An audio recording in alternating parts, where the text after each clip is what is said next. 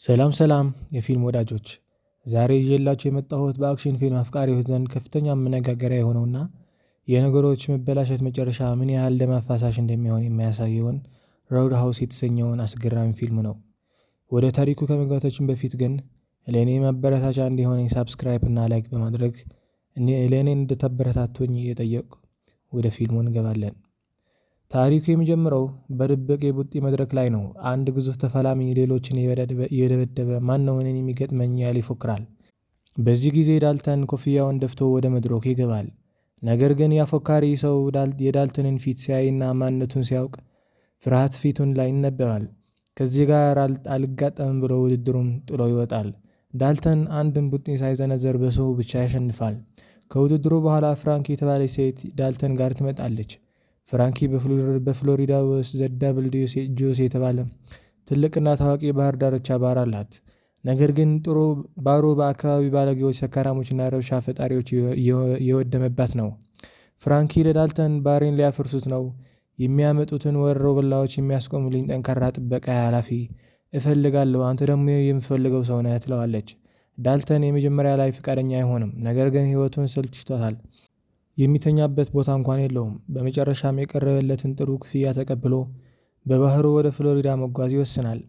ዳልተን ፍሎሪዳ ሲደርስ የከተማ ውብ ብትሆንም በውስጧ ግን ትልቅ የስልጣንና የሙስና ኔትወርክ እንዳለ ይረዳል። እዚያ እንደደረሰ በአንድ ጀልባ ውስጥ መኖር ይጀምራል። እንዲሁም ከአንዲት ትንሽ የመጽሐፍ መደብር ባለቤትና ሴት ልጇ ጋር ይታወቃል። የመጀመሪያውን ምሽት ባህር ዳር ላይ ስራ ሲጀምር ሁኔታው ከምታስቡት በላይ የከፋ ነው።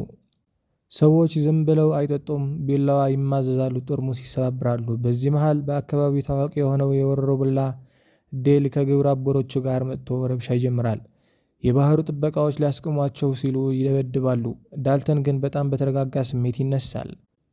ወደ ሰዎቹ ጠጋ ብሎም በሚገርም ጨዋነት እንዲህ ይላቸዋል። ይቅርታ እባካችሁ፣ ይህን ረብሻ ወደ ውጭ ይዛችሁ ትውጡ ይላቸዋል። ሰዎቹ በዳልተን ያፌዛሉ፣ ሊመቱትም ይሞክራሉ። ነገር ግን ዳልተን የፍጥነቱና የቡጢ ጥበቡን ሌላ ደረጃ ላይ ነው። በጥቂት ሰከንዶች ውስጥ አምስቱንም ወሮበላዎች አጥንታቸውን እያደናቀቀ መሬት ላይ ይጥላቸዋል።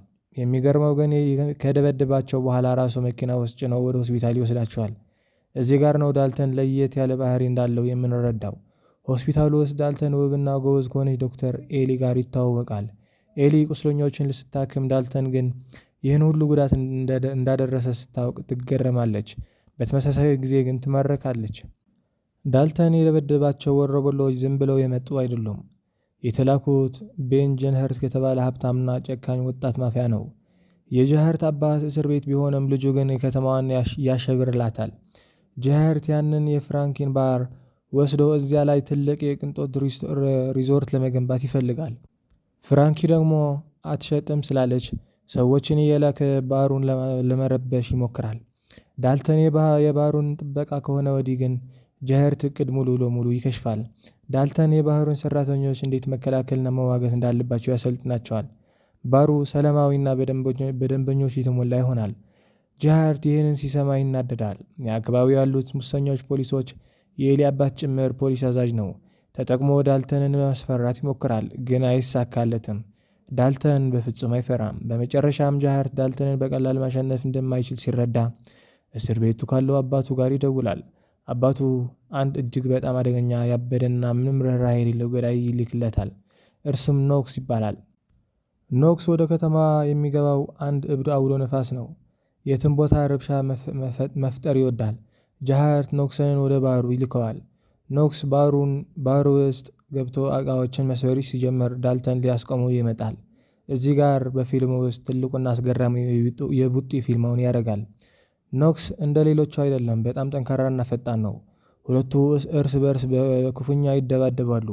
ባሩ ሙሉ በሙሉ ይፈርሳል። ዳልተን ከባድ ጉዳት ይደርስበታል። ነገር ግን ኖክስን ክፉኛ ያቆስለዋል። ፊልሚያውን ያለ አሸናፊ በፖሊስ መምጣት ምክንያት ይቋረጣል። በዚህ መሃል ዳልተን ለምን ያህል ጊዜ ከመዋጋት መራቅ ፈልጎ እንደነበረና ሚስጥሩ ይወጣል። ዳልተን በዩኤፍሲ የነበረበት ጊዜ በአንድ የሻምፒዮንና ውድድር ላይ በንዴት ስሜት መቆጣጠር አቅቶት የቅርብ ጓደኛዋን መድረክ ላይ እስኪሞት ድረስ ደብድቦታል። ያ ትዝታ ሁል ጊዜ በህሊናው እየመጣ ያሰቃየዋል። ለዚህ ነው አሁን ሰዎች ሲጎዳ የህሊናን ጸጸት የሚሰማው። ነገር ግን ማፊያዎቹ ዳልተንን በሰላም ሊተውት አልፈለጉም። ጃሃርት ዳልተንን ለማስፈራራት ሲል ያችን መጽሐፍ የምትሸጠውን ልጅና እናቷን ሱቃቸውን በእሳት ያቃጥልባቸዋል። ኤሊም በጃሃርት ሰዎች ታገታለች። የንጹሐን ሰዎች መጎዳትና የኤሊ መታገት በዳልተን ውስጥ ተኝቶ የነበረውን ያንን አስፈሪ አውሬ ይቀሰቅሰዋል። ዳልተን ጨዋነቱና መረጋጋቱን ወደ ጎን ይተዋል። መጀመሪያ የጃሃርትን ዋና ረዳት በጀልባ ላይ አድብቶ ይገድለዋል። ከዚያም የጃሃርት ይዞታ ወደ ሆነው ትልቅ ጀልባ ይመራል። እዚያም ከጃሃርት ጠባቂዎች ጋር ከባድ የተኩስ የቢላዋ ፍልሚያ ያደርጋል። ዳልተን ሁሉንም አንድ ላይ ይጨርሳቸዋል። ጃሃርት ኤሊን ይዞ በፈጣን ጀልባ ለማምለጥ ሲሞክር ዳልተንን ተከትሎ ለመሄድ ጀልባውን ይገለብጠዋል። ጃሃርት ይሞታል። ነገር ግን ታሪኩ በዚህ አላበቃም። ኖክስ አሁንም በሕይወት አለ።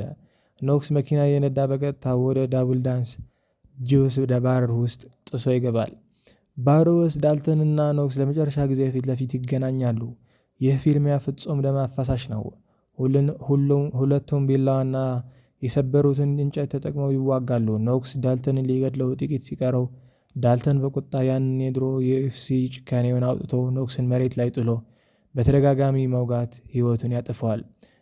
ከከተማዋ ከጃሃርትና ከኖክስ ጭቆና ነጻ ትወጣለች። የኤሊ አባት የፖሊስ አዛዡ ዳልተንን ከከተማው ስላዳናት የሰራውን ግድያ ሙሉ በሙሉ ደብቆ በሰላም እንዲሄድ ይፈቅድለታል። ፍራንኪ ባሯን እንደገና መገንባት ትጀምራለች።